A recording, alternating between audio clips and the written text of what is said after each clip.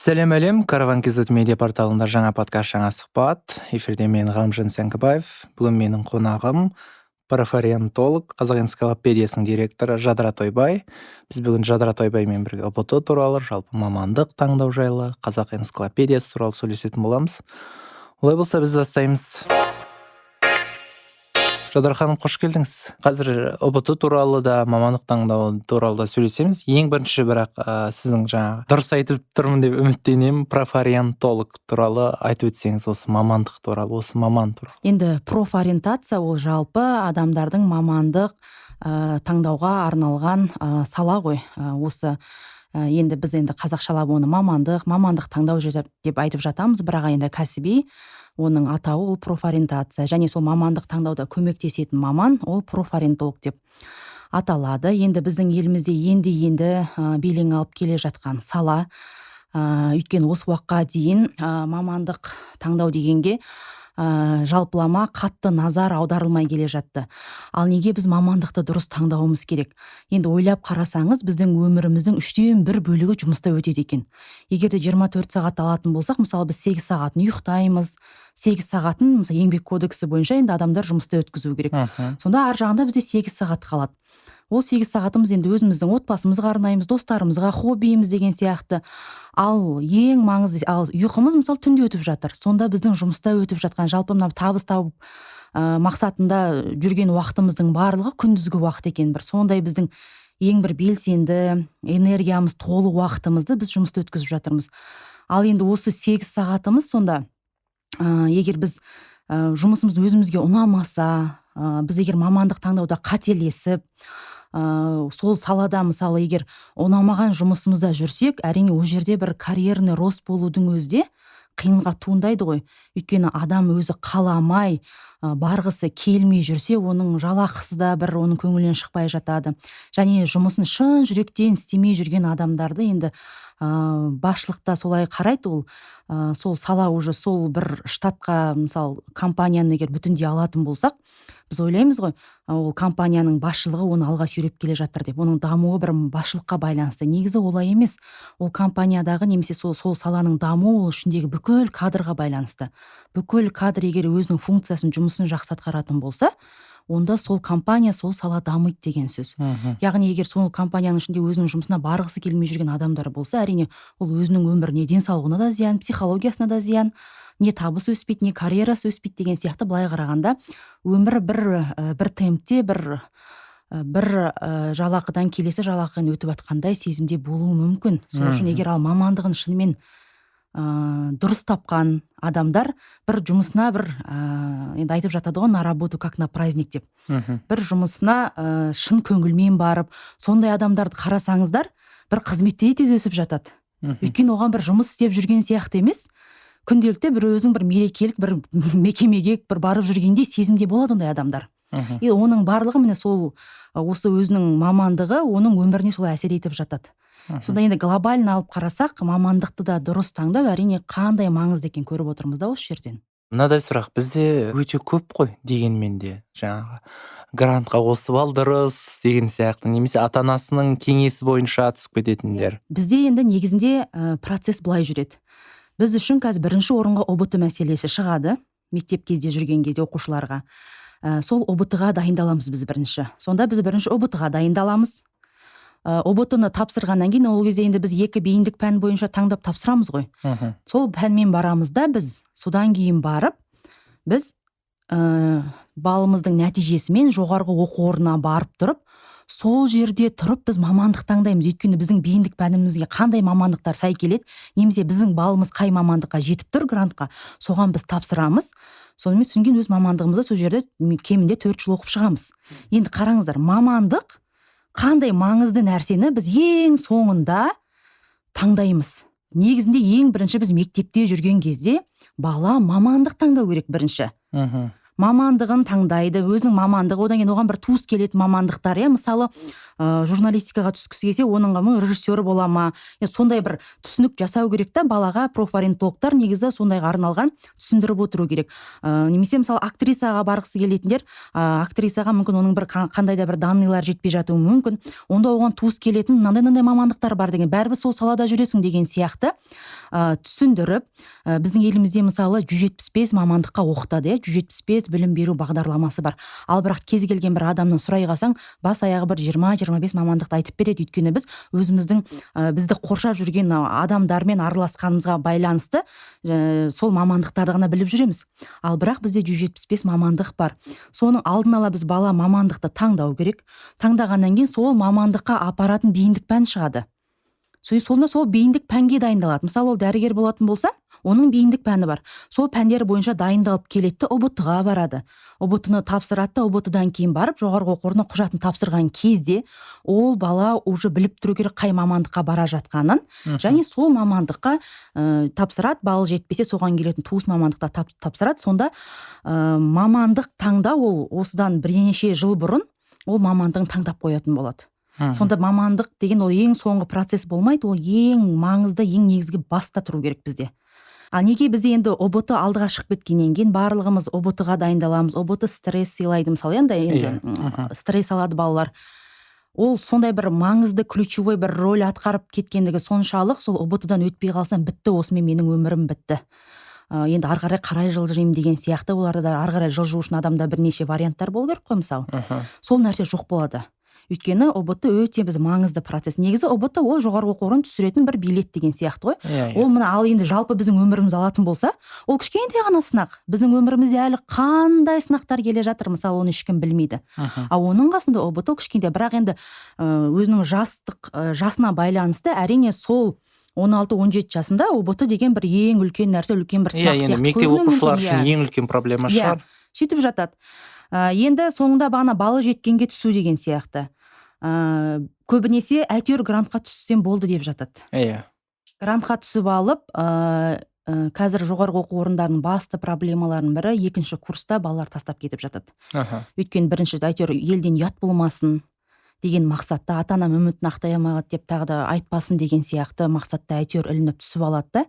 Енді ол жерде ол енді 18 жасқа толады, оң солын қарайды, адамдармен араласады, оның бір жылдан кейін қарайды да, оның саласы емес екен түсінеді. Мысалы, гуманитарияға жақын бала физика, математиканы таңдап түсіп алады, өйткені ол жерде бала аз болады, грант саны өте көп болады. Және 25-тен 55-ке жоқ мамандық бар физика, математикада. Сөйтеді, соған әйтеуір грантқа іліну үшін түсінеді. Бірақ оның табиғаты деген гуманитария ғой. Ол бір жақта вышмат оқиды, физика оқиды, оның шамасы келмей жатады да, мысалы, қиналғаннан кейін бір жылдан кейін ол тастау керек болады. Сонда мемлекет енді грант бөлді ғой. Бәленбай орын, жылына 55 мыңға жоқ бакалаврға грант бөлінеді. Оған бізде жылына мысалы 130 мыңдай түлек бітіреді екен, орташа есеппен. Оның ұбт-дан бағанағы межелі балды өткендері 110 мыңдай болады. Соның енді 55 мыңы грантқа түседі. Сонда бір орынға 2 адамнан келеді бізге талас сонда. Енді 55 мың студенттің енді түскеннен кейін қарасаңыз екінші курста біраз сол грант тастап келді. Сондай бұл жерде не? Мемлекеттің бөлген ақшасы игерілмей жатыр. Бағанағы мамандық бойынша маман шықпай жатыр толыққанды. Яғни екінші курсқа келгенде бізде мәселе осылай ақсап жатады. Сол үшін мына грант немесе жүрек қалау деп айтып жатамыз ғой. Яғни адам таңдау керек. Тіпті мысалы ауыл квотасымен берілетін, не бір квотамен берілетін грант түрлері бар, серпін 2050 ауыл квотасы деген сияқты. Ол түсетін кезде грант күшті. Бірақ кез келген гранттың ол мынау этикалық жауапкершілігінен бөлек, ол мемлекеттің алдында да жауапкершілігі болады. Оны кәдімгі ережемен бекітіп қойған. Яғни сен бітіргеннен 3 жыл жұмыс істейсің, және тура сол мысалы ауыл квотасымен түссең, сен бір ауылға барып жұмыс істейсің деген сияқты. Ал 4 жыл оқығаннан кейін ол мүмкін ауылға барғысы келмей қалады жастар. Сол үшін енді қалай енді осы жауапкершіліктен құтылсам екен деген сияқты жолдар іздей бастайды. Сол үшін ол грантты алатын кезде адам деген саналы түрде ойлану керек. Ертең мен расымен де ауылыма барып көмектесем ба, мысалы сол саланы дамытуға деген сияқты. Және оның да бір белгілі ережелері бар ғой. Сол кезде бір ойлану керек, алдымен алмас бұрын. Егер ондай неге жауапкершілік барғысы келмейді, ертеңгі күні шетелде оқысы келеді, басқа деген сияқты да, ондай болса, жүрек қалауына жақын мамандықты оқыған дұрыс. Жаңағы сіздің жауабыңызда бір сұрақ келіп тұр менде. Мен бір танысым бар, осы қазуды бітірді, филолог болып. Мүмкін оның өзінің қатесі шығар ата-анасымен. Ол мамандығымен оқымағаннан кейін мемлекет оған жаңағы штраф дейме қалай айтады, сот орындаушы арқылы шамамен 2 миллиондай сондай төлеу міндет етіп қойды. Бұл қаншалықты дұрыс, қалай ойлайсыз осы жағын? Негізі бұрын енді грант оққан. Негізі бұрын бұндай жүйе жоқ еді ғой. Мысалы, грантқа түседі, оқиды, артынан істесе істеді сол бағыт бойынша, істемесе ештеңе етпейді деген сияқты. Енді неге мемлекет соншама грант бөліп отыр? Өйткені, мысалы, бір мамандыққа аз грант, бір мамандықтарға өте көп бөлініп жатады. Ол деген сол салада маман өте көп, жұмыс аз бірақ. Яғни барлығын қамтамасыз ететіне мүмкіндік болмайды. Яғни қызмет жоқ, мысалы, барлығы бухгалтер, барлығы дәрігер, барлығы экономист деген сияқты мысалы болып кетсе, ал мемлекет дегеннің өзі адамның ағзасымен теңестіріп отырамын мен. Ол да үлкен организм ғой, былайға алып қарасақ мысалы. Сол үшін ол жерде мысалы 175 мамандық ол бекерден бекер бөлімге жасалып отырған жоқ. Яғни біздің елімізге 175 мамандық бойынша мамандар керек. Бізде 10-15 мамандық бойынша болса, ол мемлекет бізде дамымай қалады. Біз барлық салада дамуымыз үшін осыншама салаға соншама грант бөлінеді. Енді сол гранттарға сол расымен түсіп, мысалы, тіпті 50 балл, 60 баллмен түсетін мамандықтар бар, бірақ қандай маңызды машиностроение мысалы. Немесе бір жай құрылыс мамандықтар, математика және статистика дегендер бар, 55-60 баллмен түсіп жатады, бірақ сол жерге бір аз баллмен балалар түсу керек деген сияқты қалыптасып кеткен стереотип. Негізі ол жаққа кәдімгі алтын белгілерді түсу керек. Өйткені ол саланы дамытатында мықты мамандар керек ол жерде. Сол үшін егерде біз әр салаға түскен бала целенаправленно, расымен мен осы салада жұмыс істеймін, осы саланы дамытамын деген мақсатты түрде түсіп, сол гранттардың бәрі 4 жыл оқып біткенше игеріліп, сол сала бойынша мамандар шығатын болса, біздің еліміз онда барлық жағынан дамитын еді. Экономикалық, әлеуметтік, медицина жағы, мәдениет жағынан деген сияқты сөйтіп дамитын едік. Сол сияқты біздің ағзамыз сияқты да адамның, мысалы, бір бауыр ақсап жатса да бүкіл ағзамызға әсер етеді. Жүрегіміз ауырып жатса да бүкіл ағзамызға әсер етеді. Сол сияқты бұл мемлекеттің де барлық саласы солай деп қарастырамыз.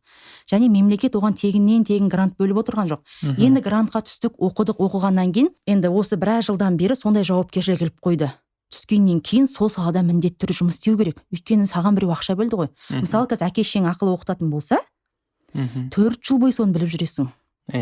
Мен қайтсем де осыны қайтаруым керек, үміттерін ақтауым керек, сессиямды жабуым керек деп біз бәрі ішімізден қайраймыз. Сөзіңіз аузыңызда мүмкін сондай жауапкершілік жоқ шығар, мемлекет маған төледі ғой, мен соны өтеуім керек деген. Бір тегін оның бір қадірі жоқ сияқты түсінеді. Негізі грант дегеніңіздің артында да тура сенің әке-шешең төлеген сияқты, ол жерде мемлекет, бірақ әке-шең емес, ол жерде мемлекет төлеп жатыр сен үшін. Одан бөлек саған стипендия беріп жатыр. Жылына 2 рет үйіңе барып келсең, жолың төлейді. Кейбір жоғары оқу орындары тамағың төлеп жатады. Жатақханаң беріп жатады жылына 2 ай мысалы. Былай қарағанда, сенің әке-шешеңнен де көбірек мүмкіндік шығын шығарып отыр мемлекет. Және оның соңында қайтарымын ол талап етеді. Так же, как енді сен әке-шешең де кейін 4 жылын бітіргеннен кейін, міне мен сені оқыттым деп жатады ғой, енді сен жұмыс істемей жатсың, неғып таксовать етіп жүрсің деп мен білмеймін ғой, енді мысалы болады ондай кейбір отбасыларда. Дәл солай сияқты, бірақ оны заңды түрде мемлекет талап етеді. Қазір оқыдың ба, бұл сол салада кем дегенде 3 жыл жұмыс істеу керексің. Ары қарай енді тағы өзіңіз білесіз деген дейді, мысалы. Немесе сол мамандық бойынша 3 жыл ауылға барып, немесе жұмыс істеген келмесе магистратураға тапсыр деген сияқты, ғылымға үлес қос деген сияқты мүмкіндіктерін істеп қойған мемлекетте. Одан кейін жалпылама барлығына ондай міндеттеме іле бермейді. Ол жерде өзінің категориясы бар, мысалы. Егерде сіз тұрмысқа шығып жатсар, мысалы, қыз балалар деген сияқты, қыз тұрмысқа шығып жатса, сондай жауапкершіліктен босатылып, магистратураға түсіп жатса, шетелге оқуға түсіп жатса деген сияқты. Және мүгедектер, жетім балалар бар, оларға да ол жеңілдіктер беріледі, мысалы, міндеттемейді. Сол себепті енді осы нәрсені мен дұрыс деп ойлаймын. Талап ету. Егер оқыдыңыз ба, сол салада жұмыс істеу керексіз. Өйткені сізге сенім артық, бәленбай жыл ақша құйдық, мамандық білім бердік, енді соны қайтарыңыз деп тұр ғой, енді сол салада жұмыс істеп бізге қайтарыңыз сол еңбекті деп тұр. Ол дұрыс деп ойлаймын негізінде. Сол жауапкершілігі бізді әрбір баламыз сезіну керек.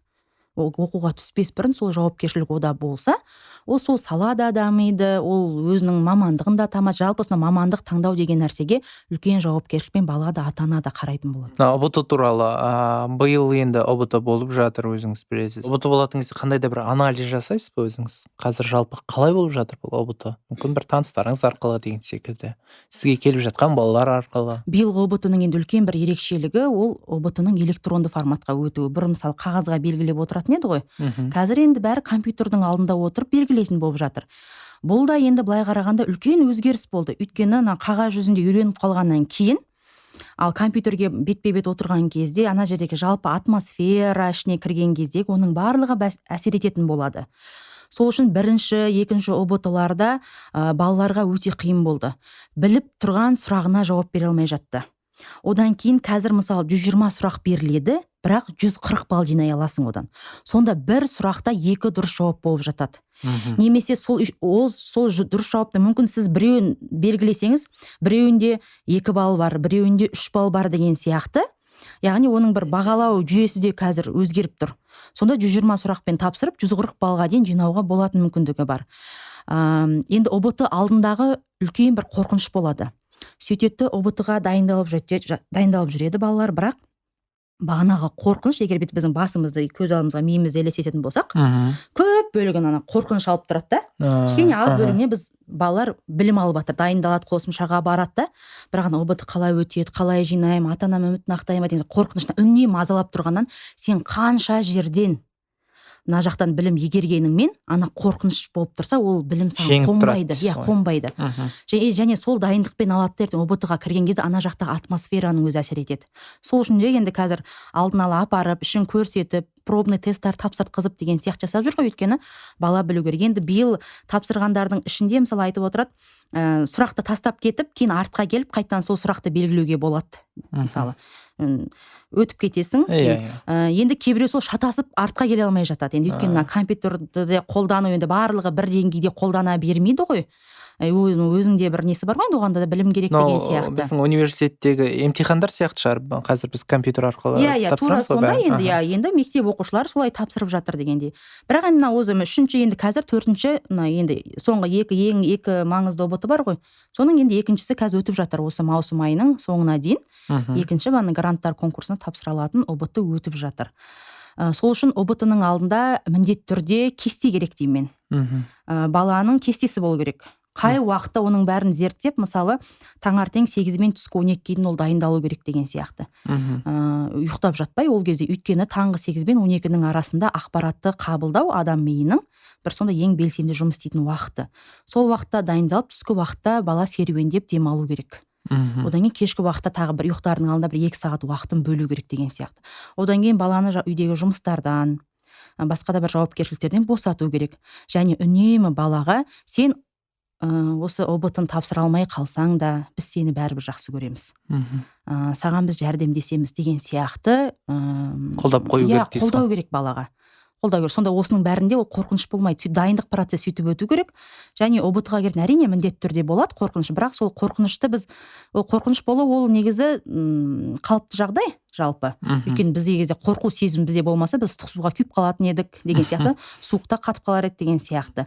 Базовый біздің қорқыныштарымыз бар. Бұл жерде қорқынышымызды тек қана басқара алуымыз керек біз. Басқаруды үйреніп, және ол сынақтан кейін де басқа да өмірде басқа да сынақтар келетінін түсінуіміз керек. Тіпті ұбт-дан аз балл алып қалса да, оқуға түсудің басқа да жолдары бар ғой. Ақылға түсе аламыз. Яғни бірнеше варианты болған кезде адамда андай, мынау болмай қалса, жарайды, мынау бар. Мынау болмайса, мынау бар деп тұрсаңыз, расымен де өзіңіз мазаланбай жүресіз ғой. Сол сияқты тура балаға да сондай нұсқа варианттар болу керек. Грантқа жетпей қалса, ақылға түсем. Ақылға түскеннің плюсы қалап, таңдап тұрып түсесің де, өзің расымен қалаған мамандығыңа түсе аласың деген сияқты. Енді ақылға жетпей жатса, онда мысалы шығармашылық емтихан тапсырып түсетін мамандық бар. Ол жерге тек қана шығармашылықтар емес, мысалы дінтану, теология, мәдениеттану, алғашқы әскери дайындық, дене шынықтыру, әскери жоғары оқу орындарының барлығы, яғни тағы екінші шығармашылық емтихан тапсырып түсетін мамандықтардың легіне кіреді. Сонда сіз ұбт тапсырасыз, физматпен қосып, мысалы 5 пән бойынша тапсырасыз. егер ақылға жетпей қалса онда 2 пәнді алып қазақ тілі мен оқу сауаттылығы мен қазақстан тарихын алып қалған шығармашылыққа барып тапсырып тіпті грантқа түсіп кетуіңіз мүмкін. Немесе ақылыға міндетті түрде іліне аласыз, мысалы шығармашылықтан кейін. Енді ол вариант ұнамаса да онда колледжға тапсыра аласыз. Колледж біткеннен кейін бағандай сіз деген жоғарғы оқу орындарға тапсыра аласыз, сонда сіз 1 емес 2 диплом алып шығасыз деген сияқты ше. Яғни осындай 2-3 нұсқа болса, болашақ мысалы студентте болатын болса, оқушыда ол міндетті түрде ол ОБТ-ға кірген кезде де ол қорқпайтын болады. Өйткені бұл болмаса мынау бар ғой деген сияқты адамда сенімділік пайда бола бастайды. Енді ОБТ электронды форматқа ауысқаны дұрыс деп ойлаймын өзім. Өйткені қағазды бояуға бір жер дұрыс боя алмай қапты деген сияқты көптеген проблемалар болды ғой мысалы. Ал бұл жерде енді бір жақсы тек қана кнопканы басып отырасың және бояуға деген уақыт кетпейді. Тексеретіндерге де бір оңай сияқты менің шығар. Одан кейін ол бір уақытты кешкі мысалы түске дейін тапсырып шығатын еді бұрын, соның кешке дейін жауап күтетін еді ғой. Қаншама стресс, уайым.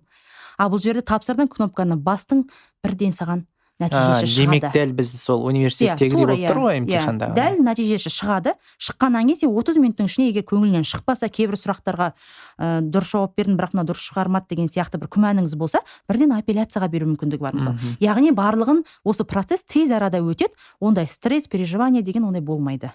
Сол жағынан да бұл өте тиімді. Одан кейін ең үлкен плюсы 2 рет гранттар конкурсына сіздің балыңызды қатыстыра, 2 рет тапсырасыз, соның ең үлкен балын қатыстыруыңызға мүмкіндігіңіз бар. Сол үшін енді расымен де биылғы ОБТ-ға үлкен мүмкіндіктер жасады деп ойлаймын. Енді мамандық туралы, ОБТ туралы біраз сөйлестік. Сіз өзіңіз қазақ энциклопедиясының басшысыз ғой енді. Сол туралы сөйлессек, қазір қандай кітаптар шықты, қалай болып жатыр деген секілді. Енді қазақ энциклопедиясы баспасы ол 1967 жылы құрылған, биыл 54 жыл болған баспалардың басы деп айтуға болады. Қазақ энциклопедиясы ол энциклопедиялық бағыттағы кітаптарды басатын, шығаратын баспа, яғни ғылыми әдебиетке біз көп көңіл бөлеміз. Баспаның енді ең үлкен жарыққа шыққан кітабы ол 10 жыл бойы жазылған 10 томдық Қазақстан ұлттық энциклопедиясы. Ұлттық энциклопедия дегеніміз ол біздің рәміздерімізбен тең дәрежеде тұратын, біздің былай айтқанда Құраннан кейінгі біздің еліміздегі басты кітаптың бірі болып саналады. Яғни оның ішінде өйткені бүкіл Қазақстанның тарихы бар. Тұлғалары бар, салалары бар. Кез келген жоғарғы оқу орнын бітіретін студенттер, магистранттар, докторанттар, жалпы осы ғылыми институттарда жұмыс істейтін мамандардың барлығы өзінің диссертациялық дипломдық жұмыстарында энциклопедияға сілтеме жасайды. Сол кезде осы Қазақстан ұлттық энциклопедиясы немесе біздің баспадан шығып жатқан басқа да кітаптарға сілтеме жасай алады. Одан бөлек баспа тұлғалық энциклопедияларға көп акцент бөледі. Мысалы, Ахмет Байтұрсынұлының тұлғалық энциклопедиясы шыққан. Әлихан Бөкейханның, Қаныш Сәтбаев, қазақ энциклопедиясына мемлекеттік сыйлық алған энциклопедиясы бар, ол Абай, мысалы, Абай энциклопедиясы. Сол сияқты енді көптен Жамбыл энциклопедиясы шыққан бізде. Ол тұлғалық энциклопедиялар. Одан кейін салалық энциклопедиялар, яғни физика, математика, психология, әскери, Айбын деген сияқты. Одан кейін аймақтық дейді ғой, біздің облыстық энциклопедиялар, аудандық энциклопедиялар бар. Әр облыстың өзінің энциклопедиясы бар. Жетісу деген сияқты, мысалы, Ертіс энциклопедиясы деген сияқты, Шығыс Қазақстан деген сияқты. Сондай энциклопедиялар шығарады. Яғни сонда бұл ғылыми басылымдар шығаратын баспа, ал энциклопедияның ең басты ережесі ол алфавиттік режимде жасалынады. Және көптеген ішінде қысқартулар бар, яғни өзіндік стилі бар, өзіндік ережесі бар. Бізден де үлкен мамандар жұмыс жасайды. Одан бөлек те соңғы жылдары енді көркем әдебиет, әрине біз авторлардың кітаптарын шығарамыз. Және бір соңғы 4 жыл болып қалды, оқулық басуға да кірісіп жатыр. Соңғы 4 жылда сол 6 сыныпқа арналған оқулықтар басып жүрміз. Сол қазақ энциклопедиясы қазір тұрақты жұмыс істеп жатыр. Көптеген 100-ден аса аталым кітабы бар қорында. Балаларға арналған энциклопедиялар бар. Баспаның оқырмандары да жақсы. Және ең бір сенімді санға емес, біздің баспа сапаға жұмыс істейтін баспа. Өйткені ол алдыңғы сапта келе жатқан ең бірінші бір ашылған баспалардың бірі болғандықтан осы күнге дейін біз міндетті түрде сапаға көңіл бөлеміз. Өйткені кітап деген ол тасқа таңба басқандай деп жатады ғой. Ол бір рет басылып шығады және оның ішіне өзгерте алмайсың. Сол үшін оған үлкен бір білім керек, мұқиятпен қарау керек. Редактор, корректура, верстка, дизайн деп жатамыз мысалы. Баспа ісіне оқытатын осындай мамандық бар, баспа ісі және редакциялау деген немесе дизайнерлік деген кафедра деген сияқты. сондай сала бар, полиграфиялық колледж бар. Осы баспа саласы да, осы журналистика енді саласына кіреді ғой, бірақ өзі де жете бір үлкен сала.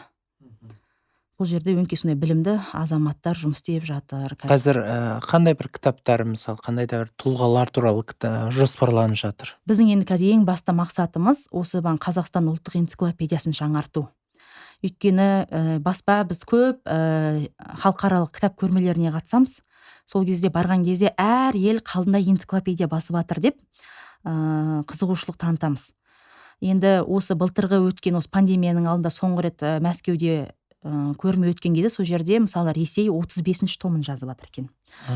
Өзбекстан 15 томдық шығарыпты. Енді біздің Қазақстандікі 10 томдық болғаны енді біздің де жүрегімізге батады. Сол себепті біздің тарихымыз да кем дегенде 15 томға сыяды. Сол себепті қазір ең бірінші мақсатымыз сол ұлттық энциклопедияны қайта басып шығару. Ол да кәдімгі 5 жылдық, 10 жылдық уақыт алатын, үлкен жұмыс. Бірақ енді басы басталып кетсе, әрине ол да үлкен бір, одан кейін ол тек қана қағаз жүзінде емес, енді қазір электронды түрге ауысып жатқан, оның барлығының арнайы приложениесі болу керек. Сол приложениеден керек ақпаратты кез келген ізденуші ала алатындай болу керек. Сол бағытта жұмыс істеп жатырмыз қазір. Одан кейін осы тұлғалық энциклопедия Мұстафа Шоқайдың, Әл-Фараби деген сияқты тұлғалардың біз тұлғалық энциклопедиясын жазсақ деп отырмыз қазір. Одан бөлек енді көптеген авторлардың шығармалары ғой. Жылда біз деген 30-40 автормен келісім шартқа отырамыз да, соны мемлекеттік тапсырыспен шығарып, көпшілікке, кітапханаларға таратып беруге өз үлесімізді қосып жүрміз қазір. Енді биыл жасөспірімдер мен балалар әдебиетінің қолдау жылы ғой. Осы жыл аясында да біз балаларға арналған мини энциклопедиялар дейді ғой. Кішкене салаға бөлінген мини энциклопедиялар сериясында қолға алып жатырмыз қазір. Біраз әңгіме айтылды қазақ энциклопедиясы туралы, ұбт туралы, мамандық туралы. Бір қорытынды болсын, қазіргі енді мамандық таңдайтындарға бір кеңесіңіз болса, ақылыңыз болса. Қазіргі енді талапкерлерге айтатыным, мамандықтар әрине өте көп. Және әр сала сізге мұқтаж. Сіз сияқты мықты кадрға мұқтаж. Сіз сол салада үлкен өзгерістер алып келуіңіз мүмкін. Сол себепті енді алда үлкен конкурс келе жатыр.